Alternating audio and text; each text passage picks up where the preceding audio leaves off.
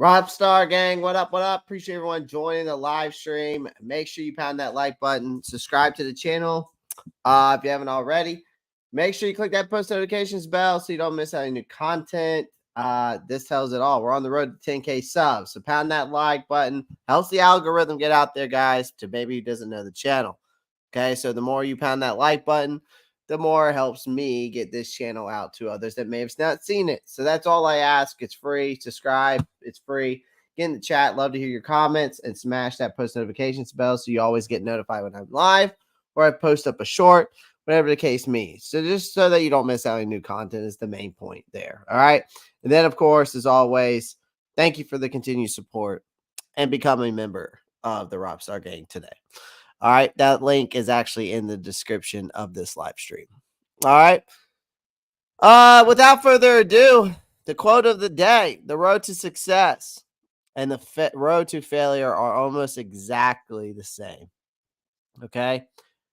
Quote of the day: the road to success and the road to failure is almost exactly the same. Colin R. Davis.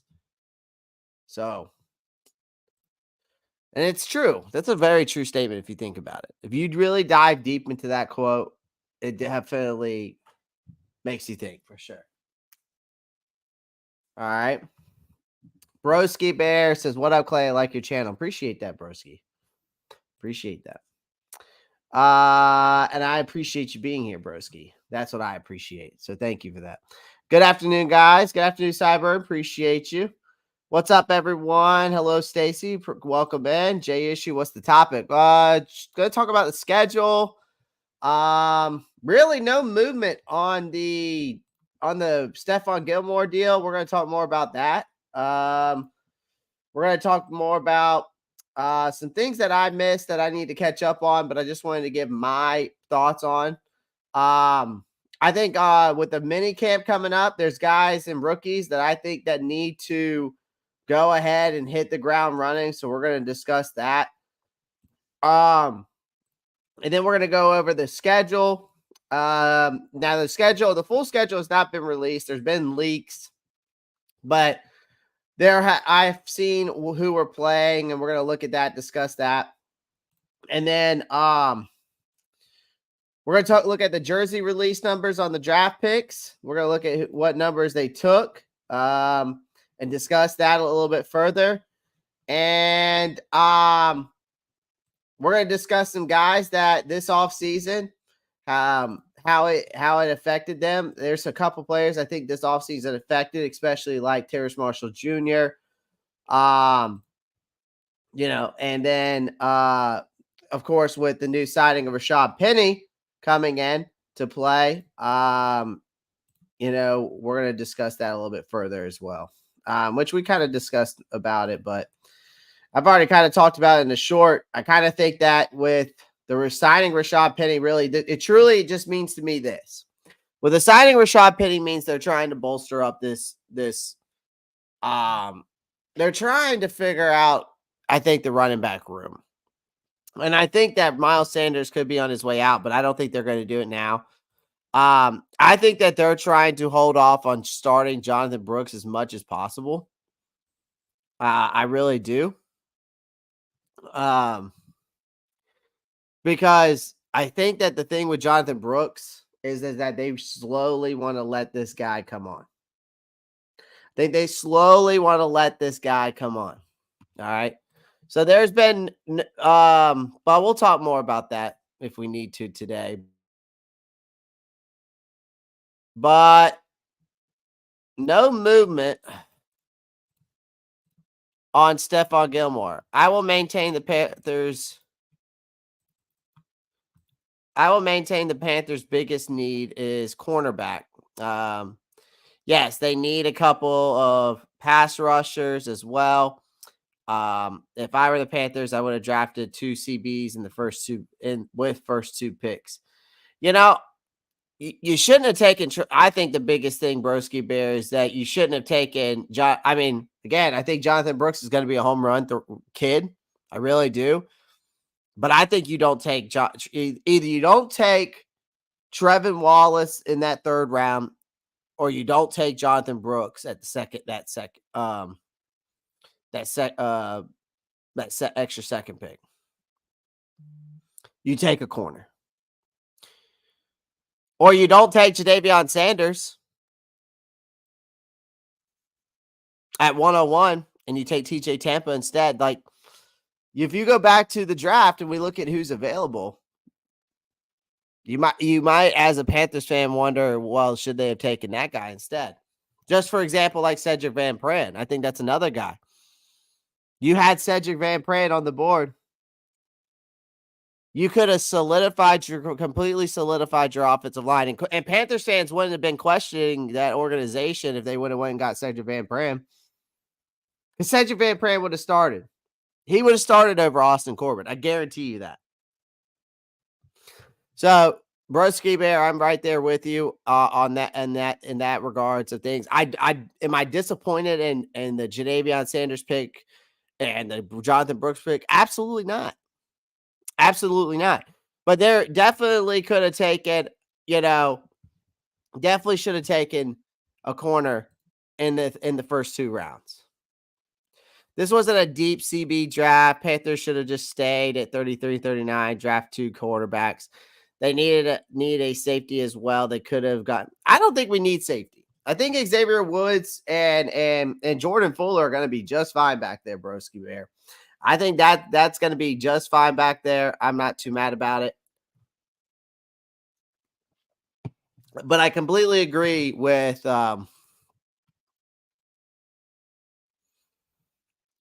I don't know if Nick Scott's going to start at safety. He might, but I don't know. Xavier Woods had a good year last year. All right, let's discuss this topic. No movement on deal between the Panthers and Stephon Gilmore. There's been no movement on the deal between Panthers and Stephon Gilmore. Now, we all know there's been talks about Stephon Gilmore potentially returning to the Panthers. And I'm going to be honest with you guys. Do I think that we need Stephon Gilmore? Absolutely. Do I think we need Stephon Gilmore? For sure. I think we need Stephon Gilmore, but just to add some depth to that position. But the biggest need is just like we were just discussing right now, in the chat with everyone. We need to look at this from a standpoint that we did not go out and get another corner that could start on this team right away in the draft or in free agency. Yeah, you got Dane Jackson, but you can't rely on that guy. The guy's a 4th CB at best on a roster anywhere else. He's a CB4 at best, maybe CB3. But then you said, but see, the thing is even if Stephon Gilmore comes here, he is not a guaranteed solidified starter at the age of 33. He's not a guaranteed lockdown corner like he used to be. The guy's going through surgery. He's going through the fact of contemplating retirement. But there has yet to be any progress towards a new deal between the Panthers and the free agent cornerback. All right. There are some things that could get in the way, such as his age. Again, he's 34. He just had recent offseason surgery and the team's limited cap space that we already have. Now, it's not all bad news and all that. I mean, Dan Morgan said he will still keep the door open to Gilmore. They went out and got Charles Smith-Wade, cornerback in the 5th round out of Washington State. Morgan and them seem to love him. Well, they're supposed to. They picked him.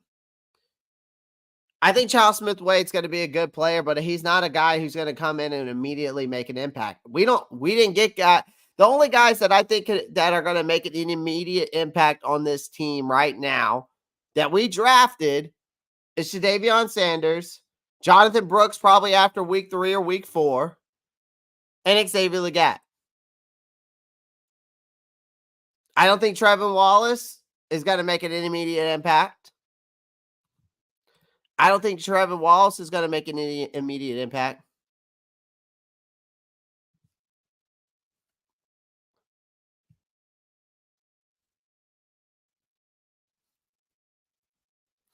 But again, at the end of the day, going after a guy like Gilmore, I mean, as much as it excites me in some type of way, it also doesn't excite me. It doesn't excite me because he's 34 years old and he just had off-season surgery. So why would that excite me? It took me some time to think about that, though. I ain't gonna lie to you guys. It took me some time to think about that as a Gamecock fan.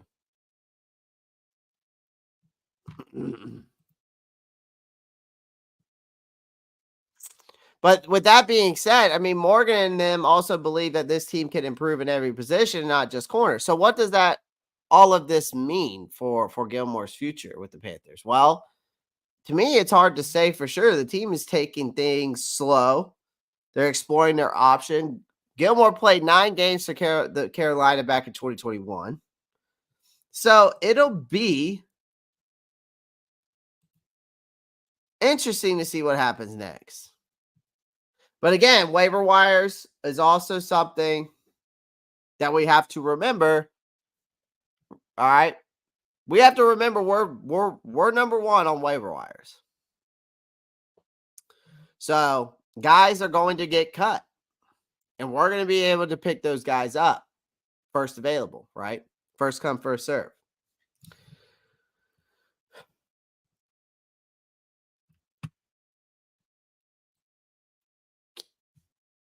But again,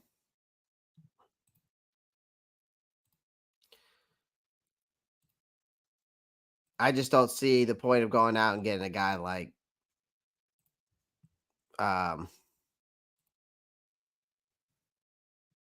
Gilmore anymore. It just doesn't make sense to me. It just doesn't make sense to me. It doesn't make sense to me anymore to go out and get Stephon Gilmore. It just doesn't.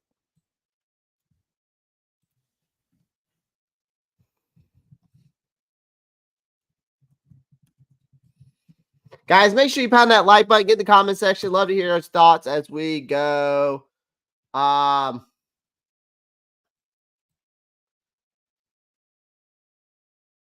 we go throughout today's live stream. Appreciate everyone in here that's already in here. Make sure you pound that like button and subscribe to the channel if you haven't already.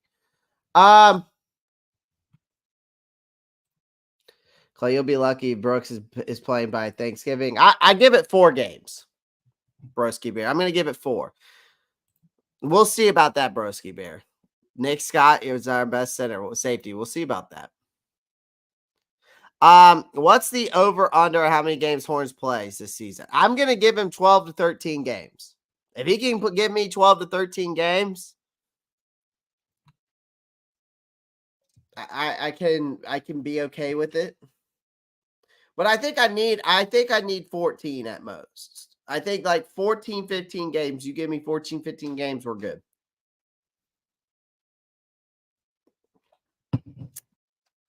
I can see the over-under being like 12 and a half.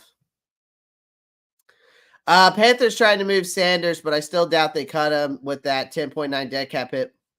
Well, Broski, they got to do it before the June 1st deadline. And the dead cap hit won't be as bad, but I don't know if if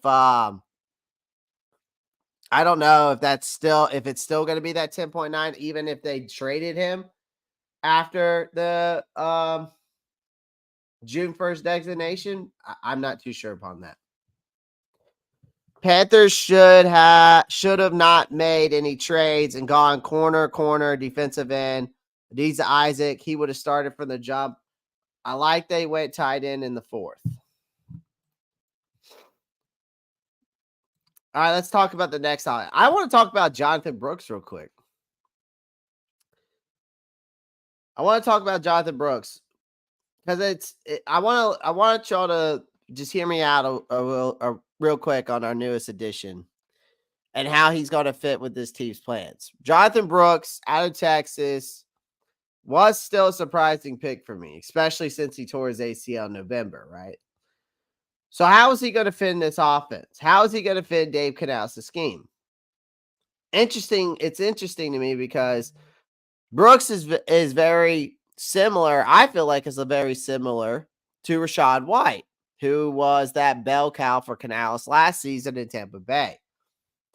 They have almost the identical height, weight, arm length, hand size, both second all conference, with similar numbers of carries, touchdown production, both missed time due to injuries in their final college season. How ironic. However, Brooks seems to have a short area quickness, quicker feet, better contact balance than White, in my opinion. Now, Canales, if you don't know, is implementing a wide zone scheme, or he implemented a wide zone scheme. He's going to implement it here, but he's also going to implemented it with the Bucks. And you can read that. There's articles out there that explains what the wide zone scheme is. One of these days, I'll break it down for you. But White was heavily featured in the pass game. All right, with an average depth of target of 0.6 yards, negative 0.6 yards, an average depth target, which making him a safety value screen game weapon. Last year he caught 64 of 70 targets for 549 yards and 3 touchdowns. So with Brooks being slightly quicker and better balanced than White, he could be incredibly effective in this wide zone scheme. And it's unlikely that Brooks, to me, will be a bell cow back on the same level as White was, especially since the guy's coming off an injury. So to me, Chuba showed out last year. I think we saw the best out of Chuba Hubbard. I think that's the best you're going to get out of Chuba Hubbard. Now, I could be wrong, but I think Chuba Hubbard at best is a running back number 2. However, I think Brooks, back to Brooks, could be that go-to third down back because of his receiving ability out of the backfield.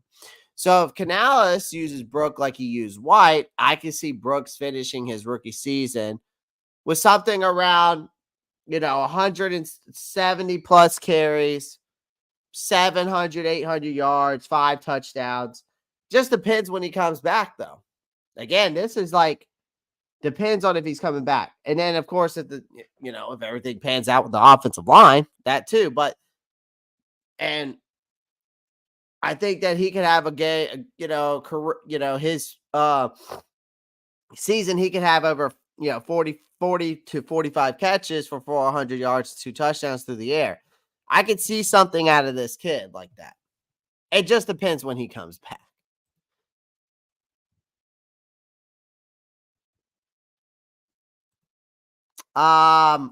Let's see what Kyle came in and said. Kyle Smith comes in and says, do you think we see more investment in developing Mingo after a GM change than we saw with Marshall, given Dan Morgan was key part of the old regime drafted him? Do you think we see more investment in developing Mingo after a GM change than we saw Marshall, given Dan Morgan was a key part of the old regime that drafted him? That's a good question, Kyle. That's a good question.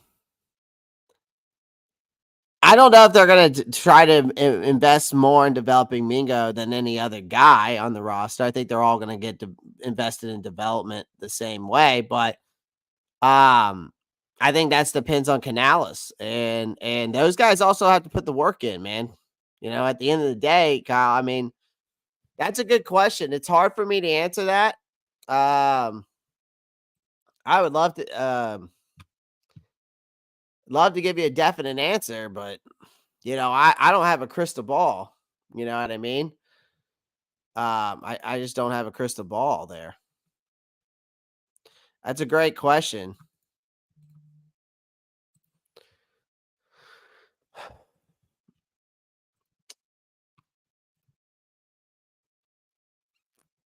I mean, investing in another player more than another, I don't know about.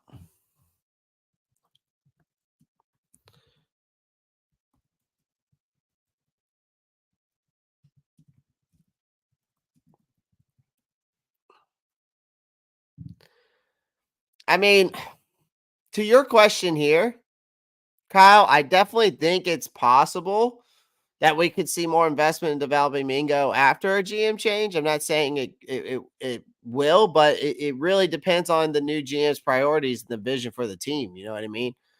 I think as for Dan Morgan, I'm not sure how his involvement in the old regime would impact that decision.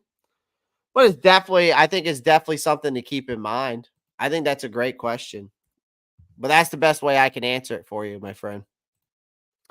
Brooks is going to play early and often. The only one safe is Chuba. We have Coker, Leggett, Deontay, so call all of the other half-ass receivers are expendable.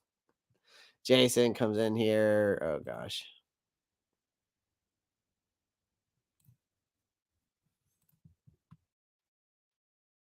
A lot of those receivers and backs will be traded for late picks. If they have no trade value, will be cut. All right. So speaking of, let's talk about the rookie mini camp. Rookie mini camp. Panthers rookie mini camp.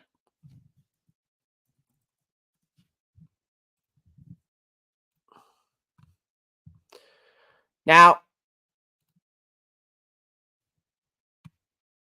there's some players I think that need to go out to this rookie mini camp and make an impression.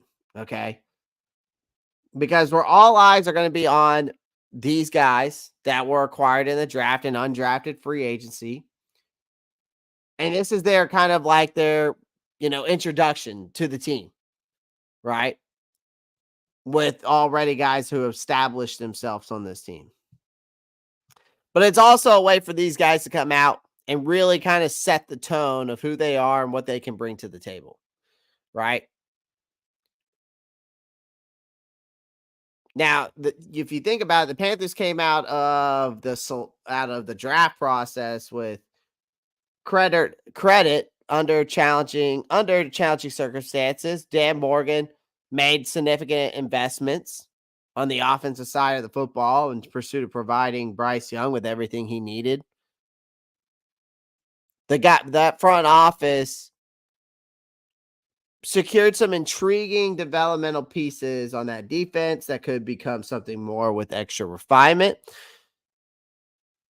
And then hopefully this is the start of what will hopefully become a profitable investment and become this new face of the Carolina Panthers, right? A winning football team, right? Everyone is getting a clean slate here with Dave Canales. At the same time, you only get, one chance to make, a good first impression. It's like going on a first date. The first impression is the most important one. Right? If you really like that girl, you have to go out and make that first good impression.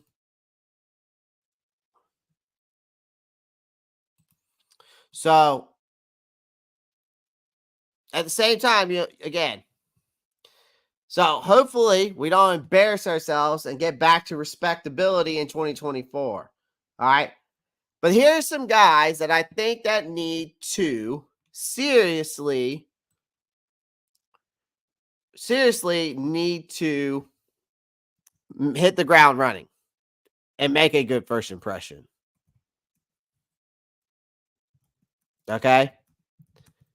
Now, I'm not saying they're going to make an immediate impact, but they need to go out there during this rookie mini camp and they need to go out there and seriously make a good impression. They got to make a good impression.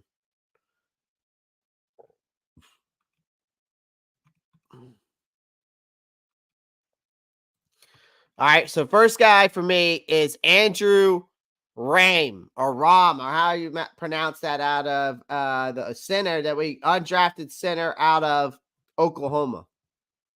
Okay.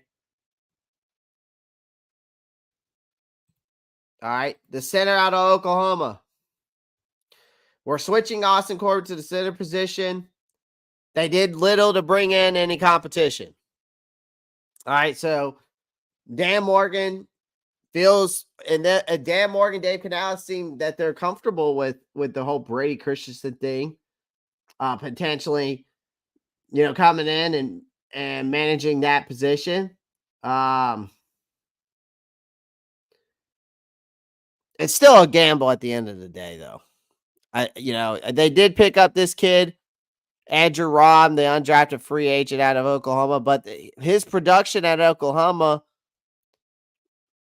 once Creed Humphrey departed for the NFL, he did a good job, especially in pass protection. He's definitely got some technical issues. Technically, he needs to get better. But he needs to have a smooth transition, I think, to allow him to be that force to be reckoned with and to make this 53-man roster. I think he immediately needs to impose himself into a position that is of need on this team. And if that guy can do that, Dave Canales and this coaching staff are going to have to think about their choices with Corbin and Christensen and what they're going to do with these guys. Because if this guy can come out and immediately impress them, then they might have filled the position of need without filling it. They got him as an undrafted free agent, and it's not very often undrafted free agents, come out and just make an immediate impact. But there has been stories that they can, right? I think another guy that needs to come out there during this rookie minicamp. All right. Another guy that I think needs to come out and make a great minicamp is Trevin Wallace. I think because a lot of people were kind of surprised about that pick, just the same way they were surprised about the Jonathan Brooks pick. And I thought getting that guy there in the third round, the value was just not there. He was too high of a pick. Even though he has impressive physical attributes at his disposal, it still felt too high for me to take a linebacker in the third round. Considering the fact that you still needed a corner and a center to fill that really needed to be I thought a bigger priority. I just think that Dan Morgan saw this and said, oh, this guy reminds me of myself a little bit. I mean, I get it. Wallace is an explosive downhill force against the run, solid instincts. He's not the biggest guy. He's not the best, and I wouldn't say he's the best in coverage. He does an average job, I would say, but great athleticism, and he puts in every max amount of effort in every snap. But he needs a lot of work on his tackling. So that's something that I worry about, and how his pass rushing capabilities are going to be in the pros against these imposing offensive linemen. Now, Wallace, I think, was given a little bit of leeway, obviously, because he's going to develop behind Shaq and Josie, because those guys are definitely going to be the starting middle linebacker tandem. But I still think that Morgan wants to see some immediate return on his investment and make this guy a core rotational piece at the very least. But as me and as some other fans, I was definitely skeptical of this choice. But I hope he proves me wrong. I hope Wallace goes out there and proves me wrong. All right. I hope Wallace goes out there and proves me wrong.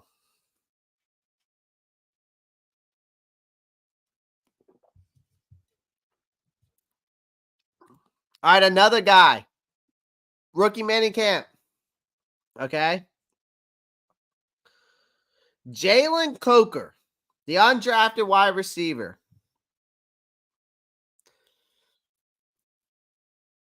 Okay. I had this guy actually going in the rounds between like the 5th and 7th round. I kind of felt like he could still fall there. But he fell through the cracks. and his name didn't get called. And we were able to push come to shove. We were able to get him. And they paid a premium to get this guy. And it'll be interesting to see if their judgment of this kid was right. Because I mean, he's a Holy Cross star, right? I look forward to seeing what this kid does at rookie minicamp and then the next coming months. Smooth route runner, manipulates cornerbacks very well.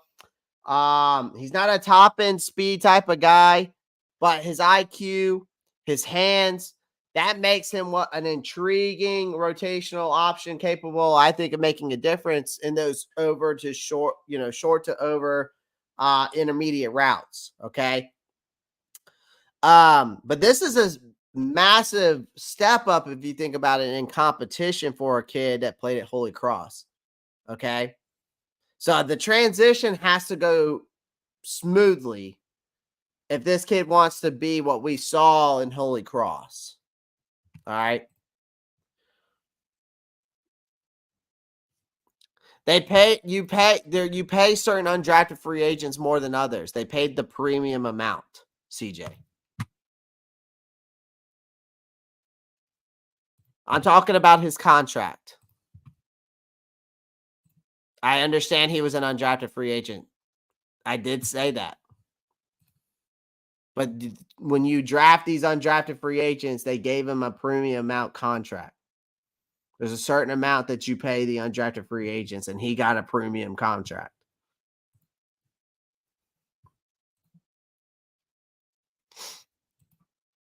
That's what I mean by that.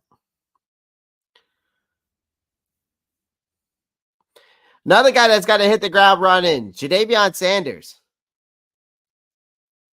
To me, I've already hyped the kid up to be one of the potential steals in this draft. And the guy, I will say, I'm not mad at the pick, even though I wanted Cedric Van Pran because he was there and we needed to fill the center. He's not a dominant blocker, but I think he could be a guy that's going to make an immediate impact in the passing game.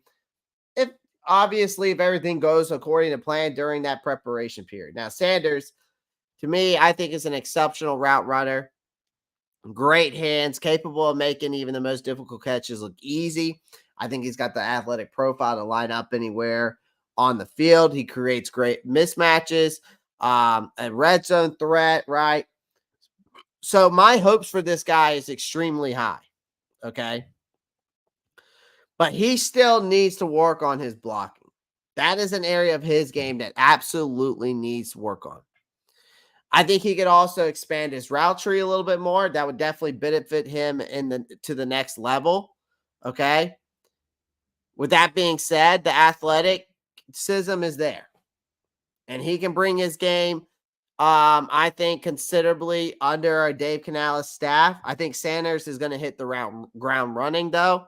But I need to see that. All right. I want to see that. I want to be able to see if he can provide further confidence in this in the Panthers, especially in the passing game. But we might have finally found a tight end that's capable of impacting the passing game since Greg Olsen. Now, I'm not going to say this guy is going to be Greg Olsen, but again, my hopes are high, but we shall see. I need to see this guy hit the ground running. I need to see Jadavion Sanders hit the ground running.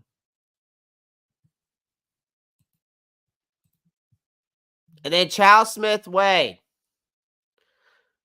Again, Stephon Gilmore remain to be seen. We'll see what happens with that. Waiver wires, again, still might have a chance to get a corner in that. But getting a guy like this he's a developmental corner.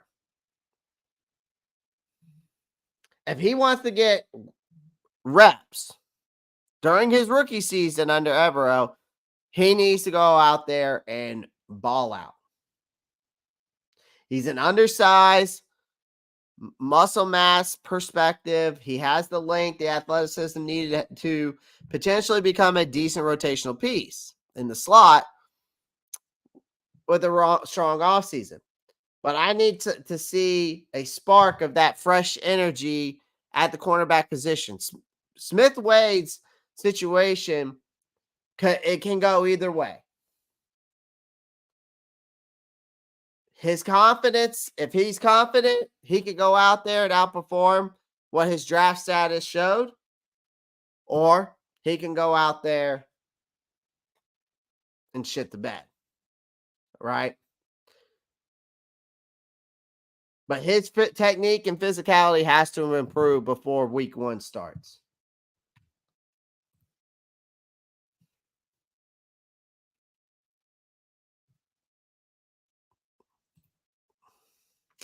All right, jersey numbers. Jersey numbers were released.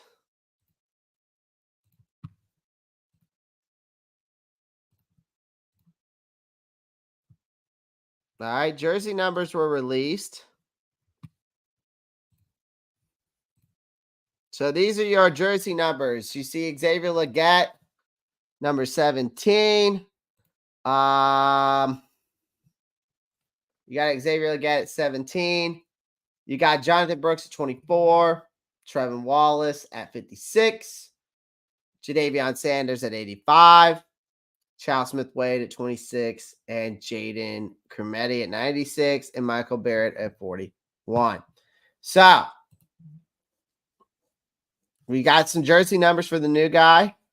The closest thing to the excitement of the draft for fans is unveiling the jersey numbers with draft picks, what they'll wear in the on their new team in the NFL. And then, of course, the Panthers officially came out and, told us fans what, updated the roster, displayed the jersey numbers, and which ones the draft picks decided on. And that is your new jersey numbers.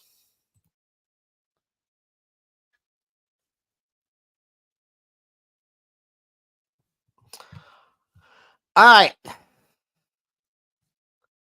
Let's talk about that schedule. Okay. The Carolina Panthers 2024 home games, and these are the Carolina Panthers 2024 away games. Now, tomorrow, the official, from what my understanding, tomorrow is supposed to be the day. But so when the question is though for you guys, I think is Clay, when will the full 2024 draft schedule be announced? So the time is almost upon us. Okay, we have another off season, a lot of changes. There is once again some hope that this franchise can emerge from rock bottom. Okay.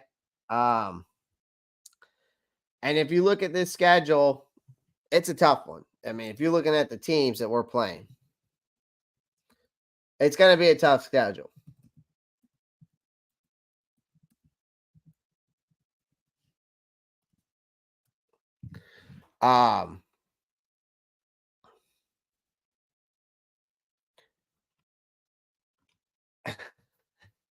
And to me, the NFL draft and the free agency are over with. And I mean, so now we're gearing up for the mini games. But the big news is that this official schedule is going to be released on May 15th. I thought it was supposed to be released May 9th, but they moved it. I think they moved it back, but I could be wrong on that. But I thought it was May 9th at 8 p.m. It will be May 15th next week at 8 p.m. Eastern time. So if you're eagerly, I know you've probably been eagerly waiting to see who we're going to be playing. Obviously, well, we already know the opponents, but the schedule structure obviously is yet to be revealed. So once it's out, y'all guys can go ahead and plan your trips and decide which games you want to attend. I also heard we also heard the Panthers be hosting an international game in Munich. And we should find out that the opponent and date soon on that. For those of you who are interested, as you can see, this is the list of teams And of course, a lot will depend on how this team performs during the offseason and how Bryce Young, if he can improve off his rookie season. But again, this is a tough team or tough schedule. This is a tough schedule. This is a tough schedule. You got Arizona, who basically is doing a full rebuild. You got the Falcons. You got Cincinnati. You got Dallas. Joe Burrow looks fully healthy. You got Dallas, Kansas City, Los Angeles, New Orleans Saints. Again, New Orleans could be 50-50, I feel like. I'm not too high on the Saints this year. Giants, depends on that offensive line. Buccaneers, see if Baker can continue off of last year. Falcons, Kirko Bangs is there. Kirko Chains, I should say. Chicago. I mean, can we, do we really need to say anything about Chicago? I mean, if the only way that the Chicago Bears are bad is unless that head coach is just a moron and is just a terrible coach. You got the Denver Broncos, Las Vegas Raiders, Saints again, Philly, Tampa Bay, Washington Commanders.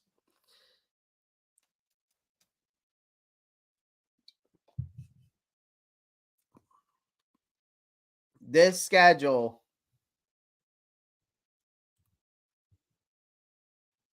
is going to be tough, folks. We got 21 people watching, 7 people on Twitter. Make sure you pound that like button. That's all I ask.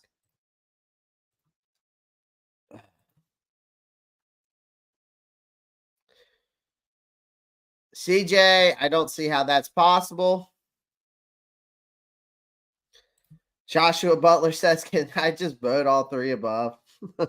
You want to use instead you can vote other, and then you already put your comment down. There you go. I should have put all the above for sure. That league game that Clay is with Chiefs week 10. I'm going to say this. I'm going to predict this. I'm going to predict that we play Chicago week 1. Swear it. I think we play Chicago week 1.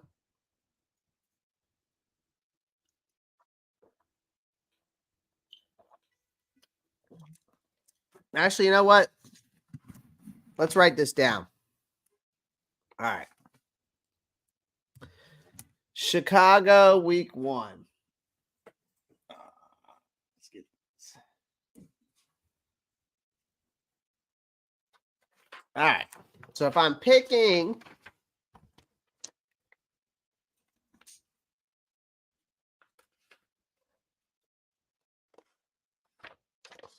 all right. I'm going to say week 1 is the Bears. We'll go ahead and say week 10 is the Chiefs, since that got leaked out in Munich.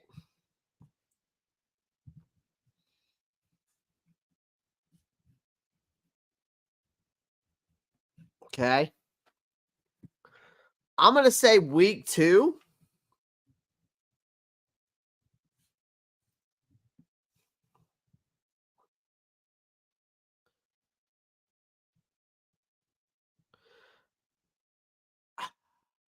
To me, it's either going to be New Orleans or it's going to be Atlanta.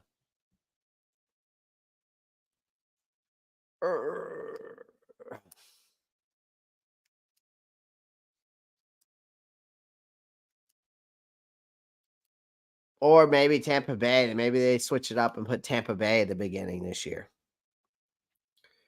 So maybe our Tampa Bay home game.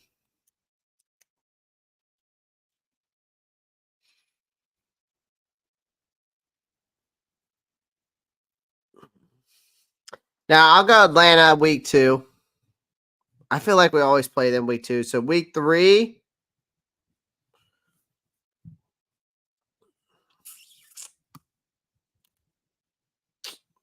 Week 3, I'll say it's going to be another home game because we're away at the Bears. So I say another home game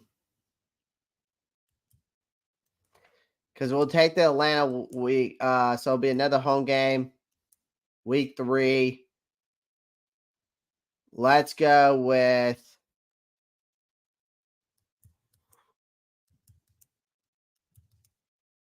Tampa Bay week 3. Week 4.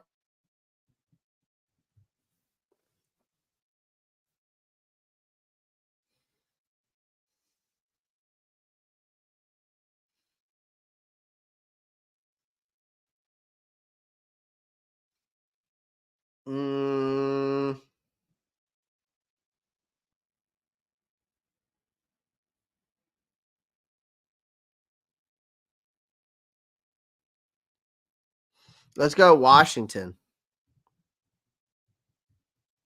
Week 5.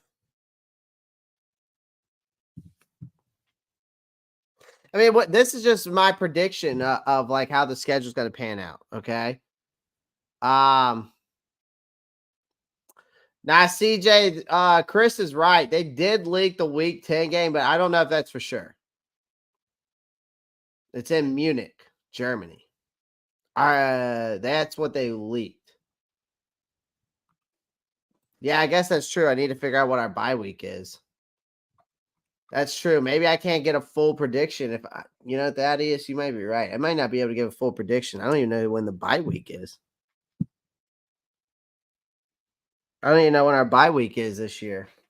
Shit. That is true. Oh man, that is true. It's always been either week 7 or week 13. It seems like I don't know if that's going to change this year. That's true though. That's a tough schedule though. Either way you look at it, Arizona, I could see being a win. Falcons, we'll say loss. Bengals loss. Dallas loss. Chiefs loss. Chargers could be interesting. It just depends on who shows up in that Chargers game. And I don't know. I'm going to say loss against the Chargers. Saints, I'll say win. Giants, I'll say win. I think we could split the series. I always think we can split the series in our conference, but the only team I don't think we can split the series with is Atlanta. I think Atlanta's going to be very, very good this year. I don't know. It's going to be interesting. I was going to predict this schedule.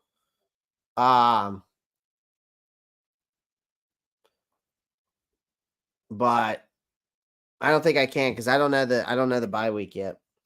So well, I guess I'll just have to wait till it comes out. But again, I appreciate everyone joining the live stream. Make sure you pound that like button and subscribe to the channel if you haven't already. So based off the what we were discussing in here, and basically since I had that poll up, I kind of would like to discuss those concerns a little bit.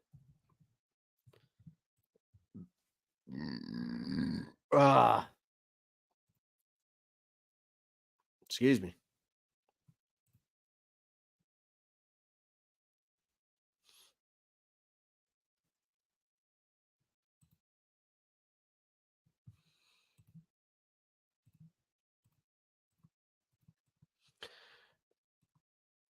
Since we got the poll question up, so let's discuss that poll question for the day. Since we got that up there. I mean, I still think that there's a few areas that they need to improve on, and that's, all three, if we're looking at the poll question above, it's all three. If you're looking at the poll question and that I put in the chat today, it's all three. It's all the above. I should put all the above instead of other and comment. All right. Austin Corbett at starting center, and there's no backup listed on that. Okay. To me, this suggests that they, all right. To me,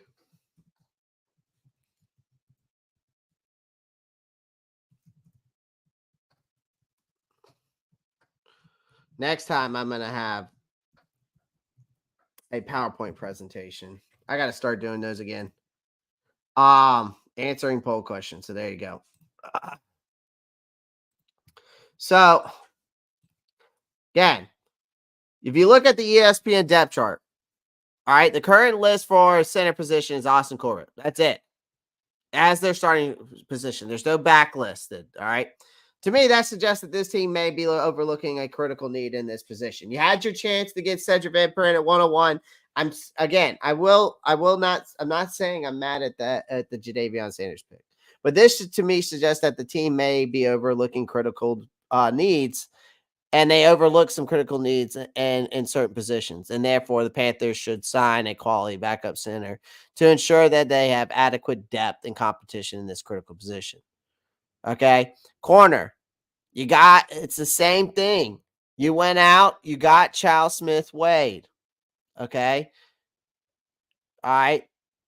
But they still could benefit from adding another player there. This team could use some more competition in there. You need to bring in a player. Now, again, they could bring in Stephon Gilmore, but that's not going to make a significant boost to that cornerback room. They have to ensure that they have the adequate depth and competition in that critical position. Because if J.C. Horn goes down, it would be wise for Dan Morgan to sign some quality guys to strengthen up that cornerback room and when the waiver wires hit. And hopefully that somebody somehow, some way falls into our lap.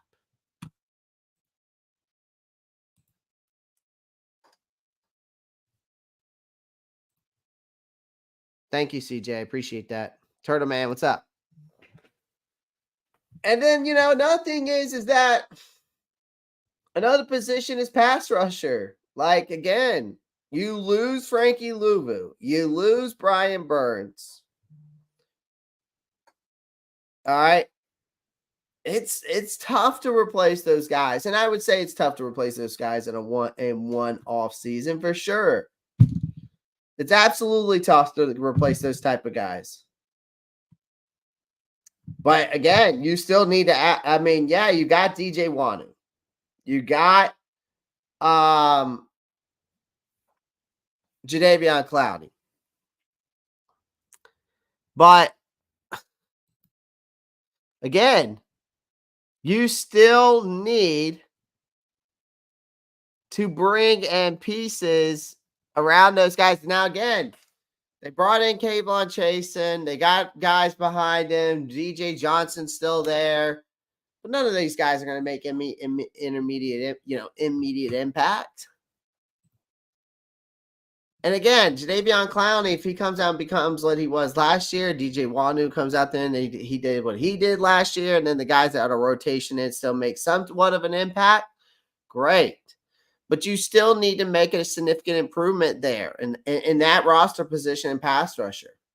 There are still areas that need to be continued to improve. You need to add more depth to the defensive line. You need to add competition in that cornerback room. You need a backup center. I think the Panthers could position themselves as a more formidable team for this 2024 season if they would have went out and got these positions of need rather than the positions of want.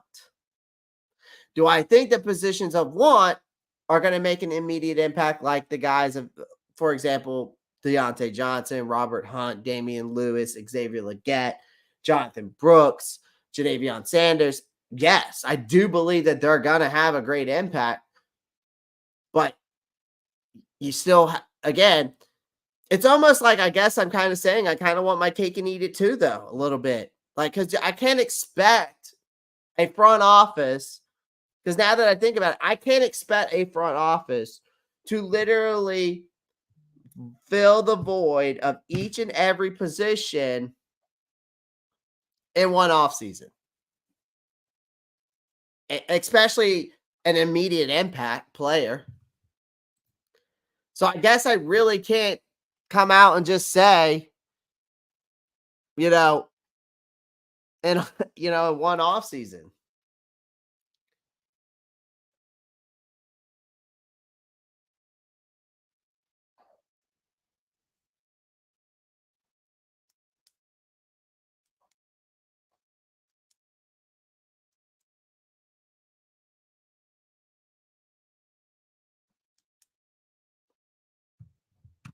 But again, there's still positions of need. I mean, if we're talking about the poll question, those are my positions of need. I should have put all the above instead of other. Leave a comment, but again, you've got to fill those voids. But I think I think they went out and got positions of want than need. But again, for me as a fan, am I mad about it? Should I be mad about it? Not really. There's not much I can be mad about. It's not much I can be mad about. You're not gonna fill all the voids left behind by certain players that have moved on, or we traded, or we cut, or whatever the case may be, or they signed elsewhere. You're not gonna fill those voids off in all one off season. So they decided to go a different route and went all offense to, obviously, in my opinion, to invest into Bryce Young to make sure he's as successful in his second season than worrying about the defense. But again, that center position's still void. Yeah, you got Andrew Rain, but he's got to be a guy that better hit the ground running in rookie minicamp. He's a guy that I still believe that needs to hit the ground running in rookie minicamp. And if he doesn't, do I believe that Austin Corbett can be good and solid? I do believe that, but how much of that knee is not ground meat? How much is that knee going to hold up? Am I going to, the guy literally tore his ACL and then went out and tore his MCL on the same knee.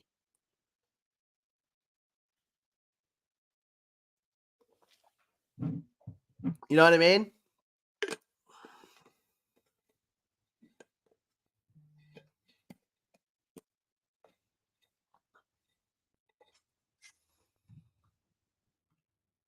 What's up, Doug? I see you in there.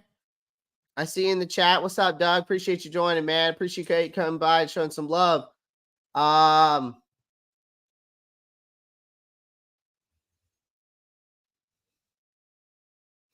Yeah, I mean, it was absolutely pitiful last year. So I did have to get a little extreme. I know. Sometimes I get a little extreme, but again, we got a tough schedule, man. So we're gonna have to come out and hit the ground running, and we better hope that the first few games are the easy ones, or they're at least 50-50 games that we could possibly win. March 15th, May 15th, when that schedule comes out, I will do my early predictions on the wins or losses. I still think I still think at the ceiling, I still think the ceiling 6 to 7 wins. And I still think that the floor is 3 to 4. And I've been saying that from the beginning. Again. So the problem is, though, again, when it comes to this poll too. So we talked about the center position. Again, the cornerback position is a big need because you're banking on the fact that you didn't go out instead of, because I still believe it's like, I think Jonathan Brooks is going to be an impactful player. Don't get me wrong. But you had some corners that can be impactful as well. And that means that we got Dane Jackson. We re-signed Troy Hill. You went and you got Chow Smith Wade, or how do you pronounce his name? Miss Smith Wade. It looks like Chow to me. Okay. But you look at the cornerback room. You're banking on J.C. Horn to play, basically, from what my take is you're banking on J.C. Horn to play a full season. You're banking on J.C. Horn to play a full season. I don't know if I can't get behind that. Just like I can't get behind Corbett.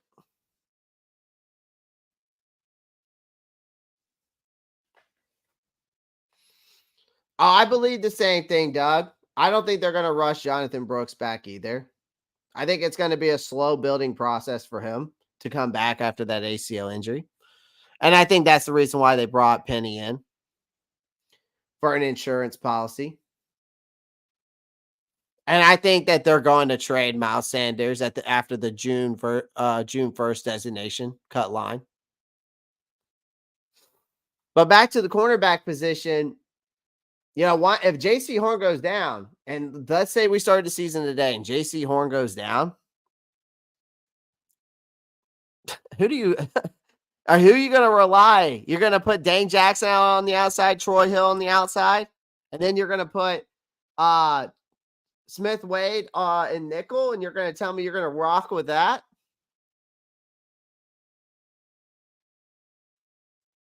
I'm just saying. I can't get behind that. And then pass rush, I think pass rush will be fine. I think that Jadeveon Clowney and DJ Wonnum will be fine. But I feel like DJ Wonnum's more of a a rotational piece. And we'll see if he can pull out those 8 sacks like he did last year. And we'll see if Jadeveon Clowney can pull off those 9.5 sacks that he pulled off last year. And if he does that, then that's great production and good for us.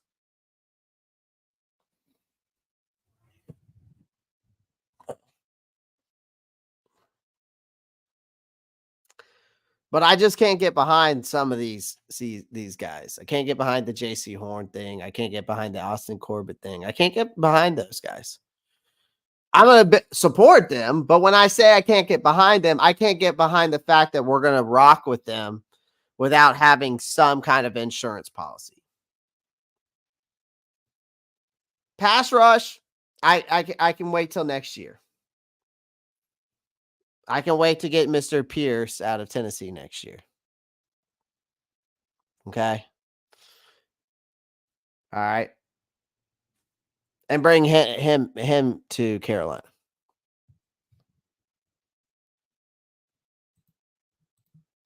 I mean, that's the way I feel too. Jumping to get Brooks was an amateur hour. We needed those fists left alone.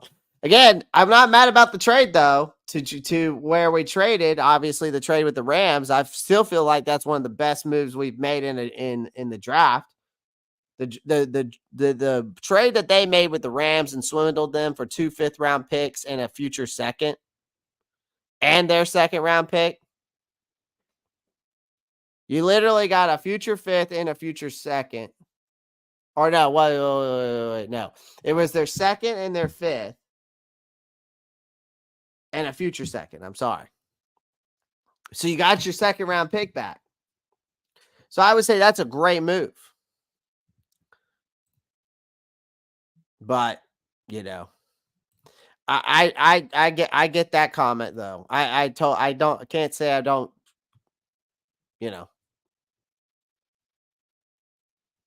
I need my boy JC to stay healthy this year. If he does, top 5 corner, calling it now. I mean, what's up, Doug, is absolutely right. JC Horn can be a top 5 corner in the NFL if he can stay healthy. The first 3 games, he was already top 3 before he got injured. His rookie season.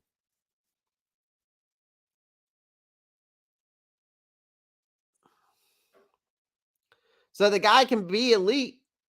There ain't no doubt about that. JC Horn can be an elite corner. but his body has to hold up. There's no doubt about it.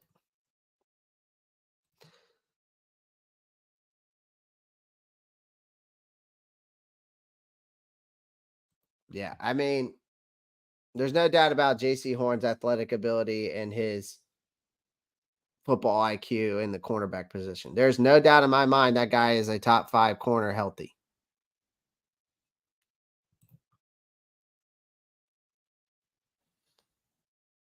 Yeah, I need that's what I said. What's up, Doug? I need 12 games. I need 12 or 13 games out of JC Horn this year. Preferably 13. Preferably 13. Preferably obviously the full season, but if I have to be, you know, a little bit realistic, give me 12 or 13. I guess I don't even know if the word's realistic for that statement, but give me 12 or 13. Well, guys, that's all I got for you today. I appreciate everyone joining the live stream. Keeping it short and sweet lately. Not a lot of stuff coming out. We just gotta wait and see till the schedule comes out. Rookie mini camp starts has started this week. We'll see what transpires in the news of that, and I'll keep you posted, and I'll be posting, of course, as always. But guys, make sure you pound that like button, subscribe.